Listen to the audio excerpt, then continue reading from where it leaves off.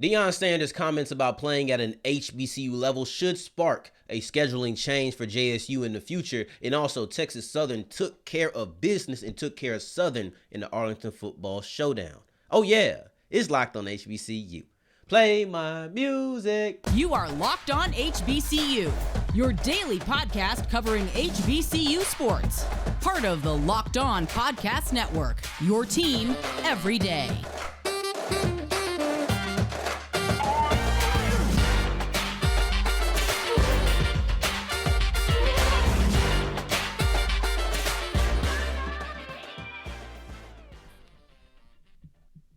What's going on, family? Welcome back to another episode of the Locked on HBCU podcast, your number one. Daily one-stop shop for everything HBCU athletics, Monday through Friday, part of the Locked On Podcast Network, your team every day. And I, of course, am Darian Gray, a.k.a. the Mouth of the South, Texas Southern alum and former TSU Herald Sports editor. Thank you for going on this journey with me, making Locked on HBCU your first listen of the day, every day. And, of course, just because the mic cuts off does not mean that the journey is over. It just means it's time to follow me on Twitter at South Exclusives. Let's get into today's episode because Deion Sanders, as much as he is one of the leading exponents for HBCU change and HBCU exposure, he also is going to say some things that is going to rub some people the wrong way. And that just comes with it. I've said it before and I'll say it till I'm blue in the face. Deion Sanders is going to rub you the wrong way at some point because he says things that are uncomfortable, right? He says things that are uncomfortable, and sometimes they're progressive, and sometimes it just offends people. This is one that I think is, in a way, kind of a mixture of both, but Deion Sanders' comments about an HBCU level definitely got a rise out of some people, and it's going to be what it's going to be. Let's break down what was said, what it means, and then also why I believe his comments should directly lead to Jackson State changing how they schedule their games in the football season, right? So this is what he said at halftime after a tie ball game with Jackson State, with Grambling State. He was completely frustrated and irritated with it. This is what he said at halftime when asked about the speech that he was going to deliver to his team. He said, "I have no idea right now. That's how upset I am. This is not indicative of who we are. We talk about dominating. We're not dominating. We just want to be good. We don't want to be great. We don't want to dominate and go pro. We cool. We're playing in the HBCU. We're cool with that. I want these guys to think outside the darn box, and we're just playing down to the level of who we're playing against." First and foremost, that message worked. Whatever iteration of that speech was then delivered to Jackson State in the locker room at halftime, it completely worked. So let's get that out the way right now. Whatever it took to motivate his guys, and I'm sure that back half of the comment, right, after he said, really the whole comment, after he said, "I'm not sure, that's how upset I am," I'm sure the frustration, the complacency that he perceives in his team, I'm sure all of those things were wrapped up into some sort of message, whatever it was. It probably didn't sound just like this, but it sounded pretty similar, I'm sure. They came out and they outscored Grambling 45-7. So it came out and they dominated. They did work. They were no longer cool just being good. They wanted to be great. So it did work. But let's get back into what was said, and let's read it again because there's certain parts that upset people. Obviously, nobody's upset with the fact that he said, "I have no idea right now." That's how upset he is. Nobody's really swayed by that. He said, "This is not indicative of who we are. We talk about dominating. We're not dominating. We just want to be good. We don't want to be great. All of that is cool. We don't want to dominate and go pro. We're cool. All of those things are good." But here is where I feel like a lot of people got upset. And listen, I know he said some things about Grambling afterwards. I'm not touching that, okay? So I'm just not going to touch that topic. That's not what today's episode is about. Just get that out the way. I should have said that earlier. But here's the part where people got upset. We're playing in the HBCU and we're cool with that. I want these guys to think outside the darn box. We're just playing down to the level of who we're playing against. Now, you could say that he was just talking about Grambling, but he said we're playing in the HBCU and we're cool with that. And that's where people got upset because now they feel like he's just taking shots at the HBCU level. And what this comes down to me is there's two type of advocates for the HBCU athletic landscape, right? There's those who will tell you that, hey man, there's talent here. There's three There's those who will tell you there's talent here. There's those who will tell you can make it here. And there's kind of the mix of both. I'm a mix of both. But I preach more so that you can make it here because we need to bring in more talent. Like, that's just the truth of the matter, in my opinion. Right? I wasn't offended. I'll be honest with you. This is my personal opinion. I'll get back to reporting. I personally was not really offended by what Deion said. I get how it was offensive to people. I personally couldn't care less, right? Like, to me, he just was like, I want to dominate. I wish he didn't say it 100%. I wish he didn't say it, but I wasn't really offended by it personally, but I get why others were. And I think I'm more on the side, like I said, of you can make it here. Let's bring in people, that's what I would preach more. I believe both. Like, yeah, there's talent here. I 100% believe there's talent here. And that's why when it's draft season, I'm here advocating for our players. So there's talent at an HBCU, but I like to preach more so that you can make it here to bring some of the other talent here where you don't have to transfer in and things of that nature, right? I think that the it's talent here crowd was definitely upset. Definitely more upset than the you can make it here crowd. And I think that's the case because you essentially just said there's not talent here. That's really what you kind of said when saying we're just at an HBCU, we're cool with that, we're playing down to the level. And here goes a funny tweet, right? So D&J Trenton, that's his name. Letter D, letter N, letter J, Trenton on Twitter. I like this tweet. And I thought it was funny. So he says, SWAC Twitter for the last 11 months. JSU ain't playing nobody. Everybody laughs. Deion Sanders yesterday, because this was tweeted on Sunday.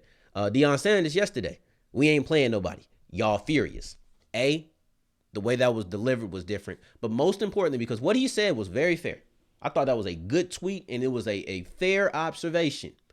But the difference between when everybody else was saying Jackson State isn't playing nobody and laughing and Deion Sanders saying it is not only that he's a coach and that he's talking about the talent that he's going against. It's the fact that when SWAC Twitter was talking about it, it was a call to action. There is no call to action now, but I got it. I got it. If you want to fix all your problems, I got the solution, Deion, because it sounds like you believe that your players are complacent. It sounds like your players are playing, like you said, down to competition.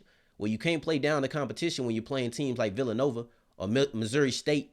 You can't play down to competition when you're playing Incarnate Word. You name it 5, 6, 7.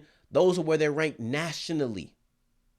So, if this is how you feel, right? This is how Deion Sanders feels. This is the quote. We're playing in the HBCU. We're cool with that. We want these guys to think out the darn box. We just playing down to the level of who we're playing against. Schedule better competition. That is the direct answer to it because I want you to think outside of the darn box that you set yourself, right? Nobody made you play Grambling. This is a conference opponent. They are in the SWAC. However, they were not a conference opponent for you. This is an out-of-conference game. This does not go on Jackson State's conference record. Nobody made you play this. Replace these type of games with games against teams like Missouri State, the number 5 team in the country. You're 11. This is somebody who there is no playing down to their level. If you want to interrupt the complacent feelings that it sounds like he thinks his teammates or his team has, go ahead and schedule some higher competition. You can't play down to the level of a team that's ranked higher than you. You can't have this mentality that, oh, we just cool or we just gonna skate by. Because that's what it sounds like Deion Sanders believes. Deion Sanders sounds like he believes that Jackson State right now, or at least in the first half, was playing like a team who thought they could just skate by, who thought they could play kind of, calm. They didn't have to play with a sense of urgency. That's what it sounds like. My simple fix to that, my call to action to that is, all right, let's go play some of these better FCS teams. Alcorn has done it, right? We just seen North Carolina Central play a top 25 team. Let's do it. That is my call to action. It's the direct fix to your problem.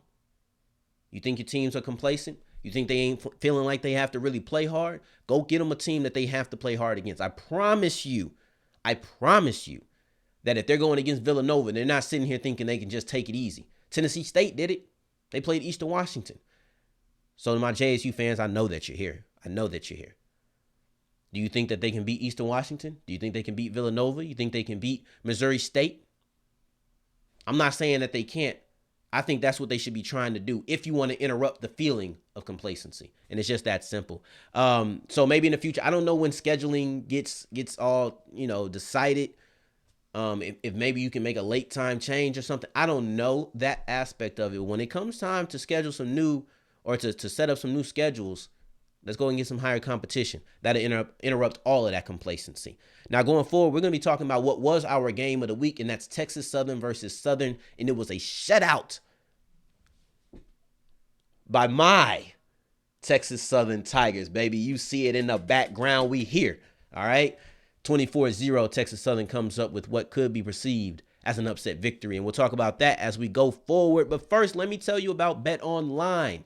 Bet Online, to me, is the best place. We're in the group chat, and I say, the people are texting, hey guys, where do you guys put your money down? Where do you bet? And people had a couple of places, and I came in there and I said, no, strongly. I said, don't do it. You have to go to Bet Online. They have the best odds, the best props, the best lines than ever before. They have everything that you could possibly need if you're talking about putting money down on a nice Sunday afternoon when watching the greatest sport in the world, football. There's no better place for you to be. They're going to give you information so that if you want to actually feel educated on what you're putting money down on, BetOnline has that as well. They're going to have news. They're going to have the best lines, the best odds. Anything you could possibly want as a bettor is there, including the versatility to do basketball, esports, combat sports, whatever you want to do. Just make sure that you're doing it on BetOnline, where the game starts.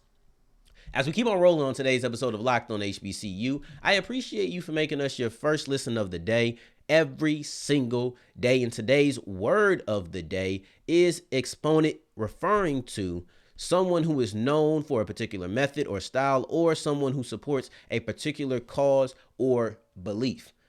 That's Deion Sanders when it comes to trying to shake up the HBCU landscape. I don't always agree with how he does it, and a lot of people don't. But when you're that vocal, nobody's going to agree with you 100% of the time. And that just comes with the territory. Now, with that being said, what comes with the territory out here at Texas Southern, out here in the great state of Texas, right? I'm a little bit north of Houston now. But I'm still a proud Tiger.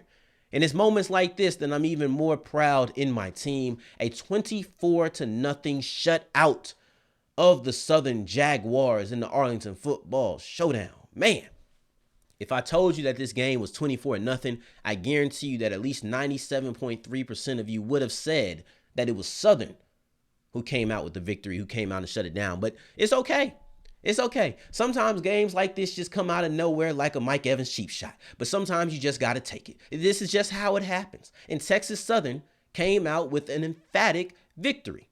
And I was very proud of this team, right? I was honestly, let's get all the theatrics out. I was extremely proud of this team and the way that they were able to answer back. And I'm going to call back to the Prairie View game a couple of times in this because, yeah, they played UNC in between, but that's not really a game that I'm really taking too much stock in. I'm not thinking too much about it.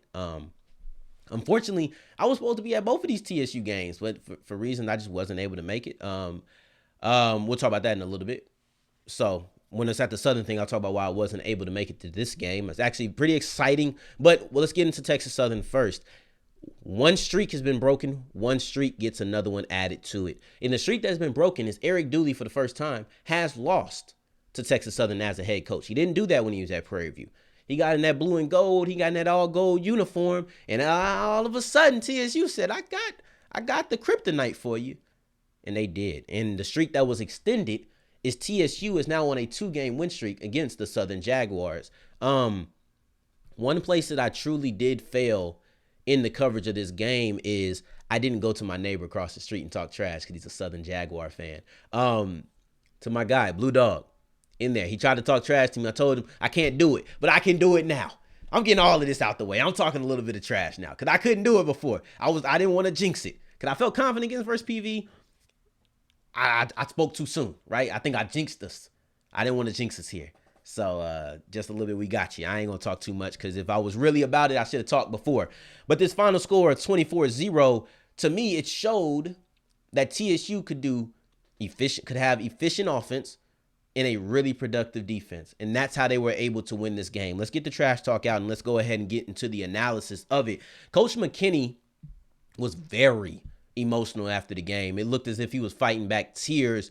Shout out to Unfiltered Media with the video of that. Couple of Texas Southern guys really doing their thing. So shout out to them. Go support them as well. They have this clip. I retweeted it so you could catch it on my Twitter. You see it at the bottom of the screen at South Exclusives. But I really thought that the emotion that Coach McKinney showed was important. It showed how much he believed in these guys. And he talked about how they were finally able to see the fruits of the labor. And here's the thing. Texas Southern hasn't been successful in this McKinney era. But I know they've been working. So it's moments like this where last year, that was an emphatic victory for TSU. This year, it's an emotional victory for McKinney. You see what these type of games do.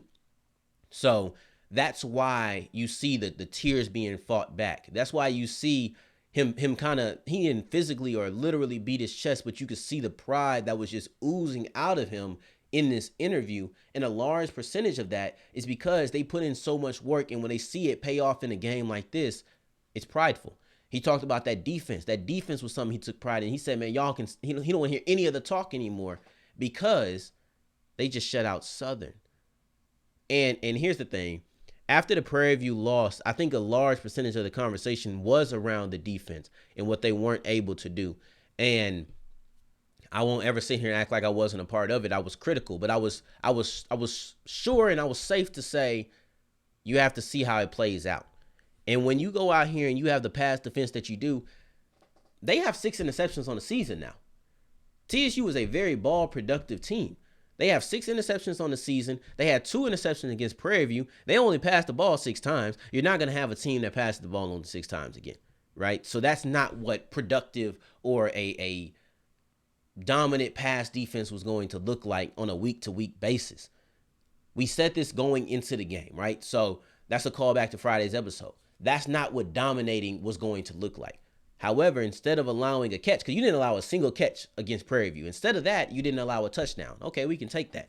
You also didn't allow them to have too much offensively, as far as they got into the red zone a couple of times, but every time you did, you took the ball away. So you didn't allow them to have too much momentum, because when they started getting things going, you were always stout. You had 3 interceptions on the day. You had Cedric Williams, Perry Wells, and then also Charles George. So you picked off Southern 3 times. You picked off PV 2 times. You even picked off UNT 1 time. In every single game, you've had an interception, and that should bode well. And one thing they were able to pair with that back end coverage was the pass rush. For the first time, they got to the quarterback and brought him down. So they got 4 sacks in this game. And if you can pair D. Anderson and them boys on the defensive line, Michael Atkins, or Akins, I think that's how you say it. Sorry if I mispronounced the name. I think it's Akins. But you have all of those guys. If they can get active on the defensive line, that's only going to make the defensive back's job easier, because now you're rushing the quarterback, and now his time is going to have to rush. You have to cover for less time. But then the back end's already ball productive. They already getting interceptions. So you want all of that and some. So I think we talk about the pass defense, and that's definitely strong. But then the run defense also did their thing. Outside of McCray getting loose, wasn't nothing they could really do. The pass defense for sure, the start. They intercepted McCray on his first pass of the game. Had 3 interceptions on the day. But that run defense is something that I was impressed with. And they really didn't allow anybody to get loose other than the quarterback. And that's something that you like. Now to the offense, Andrew Body missed his first pass. After that, he had 14 completions in a row. Right? So at one point, he was 0 for 1. Then he turned into 14 for 15. And in that span, they really jumped up. Afterwards, they only had to throw the ball 5 times. One of those touchdowns, or one of those plays, was a 53-yard touchdown bomb. So Derek Morton had 53-yard touchdown. A.J. Bennett had a 26-yard touchdown, or a 26-yard catch, and then also a touchdown. These are explosive plays, something that we referenced on Friday's episode, to where that running game is important. But maybe making plays in the passing game was going to be something that was really a difference maker. And it was for sure a difference between these two teams in this matchup. But now it's going to have people wondering, what about Southern? All right, well, let's talk about what about Southern as we continue with Locked On HBCU. As we're wrapping up today's episode of Locked On HBCU, let's talk about Southern. This game was not played on air, even though there was no offense, or at least no touchdowns or any scoring drives from Southern. They were on the other side. So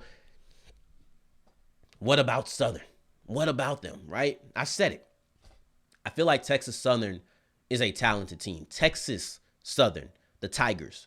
I think they're a talented team. I said that coming into this game, and I know they lost to Prairie View, and that's a game that really hurts the heart because that's the rival, right? But it's only one game. It might feel like 2-3 games because it's a rival in the Panthers, but it's only one game. I said that this is a talented team. I said that leading up to this game. I said this after the first week. This is how I felt. You have an offense with a quarterback who you know can pass. I trust the running game. I trust that the running backs can get active. So I feel like they have a balanced offense. They can really make some noise on both sides. Defensively, they have ball productive cornerbacks. I think in the passing game, you really have to watch out and see, you know what, we might get some things going, but you always have to watch out for Perry Wells. You always have to watch out for Isaiah Hamilton. You never know what they're going to do. And you see how I can do that? You see how I can sit here and I can feel confident in my statements about TSU? It's not because I'm an alumni. It's because I've seen multiple games. It's because I've actually seen things from them that feel like trends. I know we're talking about Southern, but I can't make those type of statements as confidently about the Jaguars. I can't because they play an NAIA school. You play Florida Memorial. Then you play a Power 5 school. You play LSU. It's great for the culture, but it's not really great for assessing your team. It's not really that. So now, leading into this game, one of our two storylines, because this was our game of the week, so we're going to continue to call back to it. One of the storylines is who is Southern. Now, I could sit here and tell you I don't know, but that would be a failure on me. That's not why you come in here and you listen to what I have to say. So I'm going to make some very soft conclusions about the Jaguars. And the reason they're soft is because this is the first time we're really getting able to know them. These are the type of games I want to see week 1, week 2, some FCS opponents, because I'm talking about Southern. Let's use South Carolina. They play UCF. I'm like, I don't really know how much I can say about their game against UCF. Then they come in and play Bethune, and now I feel like I can make some confident statements. And it's always easier to make a statement when it kind of gives itself to what you already believed. This didn't give itself to what we believed about Southern. So now I feel like I can make strong conclusions about Texas Southern, but when it comes to Southern, I feel like I can still kind of form excuses. I can still kind of say, well, this could be one-off. This could be a bad game. This is my soft conclusion, though. I think that they are a team who needs to be up. I don't want to say they're front runners to where their ego gets down, but their style of play to me just lends itself better to close games and games where you're winning. And that's because I don't know if they know their offensive identity. I trust that they can get it done. Let's read off some of these offensive stats, right? They had 3 drives that were over 60 yards. So they were moving the ball. They had multiple red zone trips. So they were getting in Texas Southern territory. And then also, you're looking at multiple plays where you're in downs. You got to the 1 yard line, but it's a goal line stand. You're making some headway. You're just not making the critical plays when it comes to that offensive, output. So that's what it really is. And you had 3 interceptions. That's going to be a little bit concerning. If you're not down, once you get down 14, 21, nothing, now you're having to put the ball in the air. And this is why I think they're better suited for close games and games where they're winning, because I have more trust in the fact that they can run the ball. I think that Eric Dooley is a great offensive mind. You have the history of Dooley, and then you also have the production in this game. If you just take away the score, if you take away the fact that they did not score and just look at the drive, you say, oh, you're getting some good drives going. You can get some offensive production. So there's reason to believe that there is some positivity that should be taken from this offensive performance. However, we're 3 weeks in. This is where scheduling kind of comes and bites you. You have this kind of a clunker. You face 2 teams that we can't really have an opinion on you about, and then you have a bye week. We're not really going to be forming an opinion about Southern until week 5. I hate that. I can't go into week 5 still questioning who you are. That does not make me feel comfortable, right? So if I have to find an identity for this team, I'm likely leaning to the defense. The offense has Eric Dooley. That's his bread and butter. I think that they can run the ball, but it's still a question mark. With the defense, I kind of feel like I know, and it's weird to say that when you allow 24 points, but after the first 3 drives, they didn't really allow much, right? So the first 3 drives for Texas Southern go touchdown, missed field goal attempt, and then another touchdown. So after that, they were able to score 10 points. Only 3 of those points came in the second half, and outside of those 3 points, there was only 2 drives. One was a 53-yard bomb by Andrew Body. Another one was the field goal where they actually had a drive. So you had an explosive play allowed, and you had an actual drive for basically the next 40 minutes of the game. That's a pretty good defensive output. And then also you have Jordan Lewis. As long as you got Jordan Lewis on the edge, I'm feeling all right. He's one of the best players in the FCS level. He's one of the best players in the SWAC, right? So I think that this is a team that, you might want to have some better defensive performances. Maybe not let them get up on you early, but that also feeds into the defense. Right now, you have Jordan Lewis, Jason Dumas, and you have a couple of guys in the backfield who I think can be some pretty good players. You might want to hope that the defense stands up early, a little better than they did early in this game, and then hopefully you can run the ball and cut out some of those turnovers. But you're going into a bye week, and you got UAPB in week 5. We're starting to form an opinion on Southern.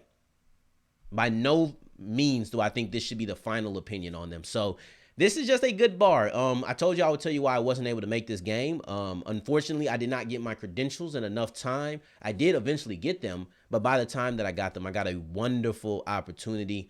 Last weekend, I was able to call my first ever collegiate game. I called the NJCAA game of the week between Trinity Valley and Tyler Junior College. It was a phenomenal experience. That game is still on ESPN Plus. Thank you to everybody who did tune in, supported it. Saw it on my Twitter. I put a couple of pictures on my Twitter and my Instagram just from the experience.